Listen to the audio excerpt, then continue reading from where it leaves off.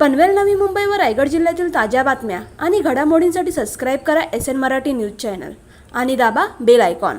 निवडणुकीच्या प्रचाराची रंगत सुरू झालेली आहे। आपण आणि आपला मुलगा ॲडव्होकेट तुषार पाटील हे या निवडणुकीत उतरलेले आहेत। महाविकास आघाडीतर्फे प्रचाराला सुरुवात झाली तर या प्रचारात नागरिकांचा कसा प्रतिसाद मिळतो? आम्ही जवळजवळ 1 महिन्यापासून आमचं सगळं चाललंय, हा मतदारसंघ घुसवून टाकलाय।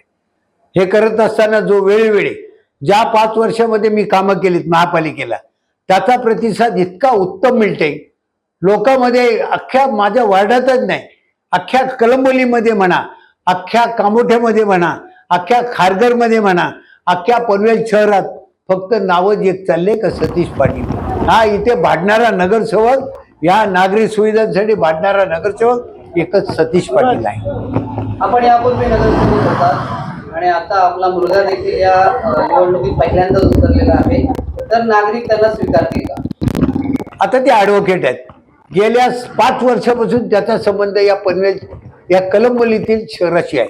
वार्ड नाही, पूर्ण जे त्यांनी तुषार युवा मंच म्हणून स्थापन केले, त्याला प्रतिसाद इतका मिळते का घाटमाथ्यावरची सगळी मुलं त्याला जोडलेली आहेत। त्यामुळे मला वाटतं त्या घाटमाथ्यावरच्या मुलांनीच प्रेशराईज केलं, त्यामुळे मला त्याला तिकीट द्यावं भाग पडलं।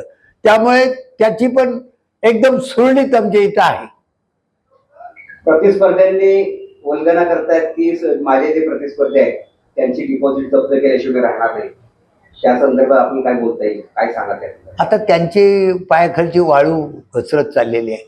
सगळीकडून रिपोर्ट, सर्वे रिपोर्ट, पत्रकारांचा रिपोर्ट, यामध्ये ते पिछाडीवर आहेत।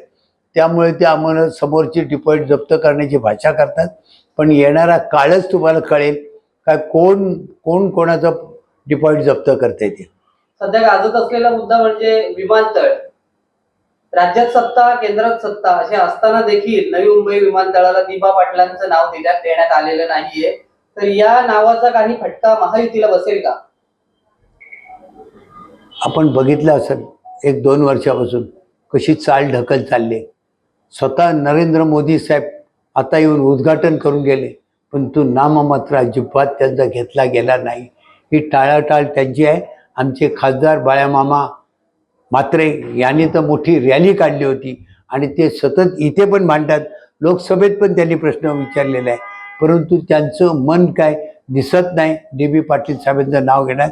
त्यामुळं आम्ही सगळे आक्रमक आहोत, यांना कोणत्याही परिस्थितीत नाव देण्यास भाग पडण्याकरता आम्ही प्रयत्न करणार आहोत। आपल्या प्रचारासाठी कोणती राजकीय सभा घेणार आहात का आणि त्यासाठी कोण कोण उपस्थित राहणार आहे?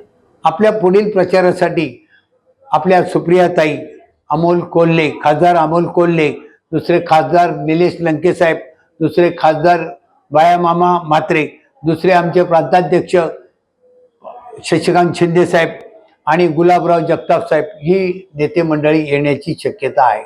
उमेदवार निवडून आले, त्याचा काय परिणाम या निवडून होणार का? बिनविरोध जे निवडून आलेत ना, हे आपल्या हिंदुस्थानातील पहिलीच ही घटना आहे। बिनविरोधचं हे काय चाललंय, त्यामुळे लोकांमध्ये सुशिक्षित मतदार आहे, त्यांच्यावर परिणाम झालाय काय, ही जबरदस्ती चाललेली आहे। त्यामुळे सुशिक्षित मतदार आहे, त्यांच्यावर परिणाम झालेले आहे।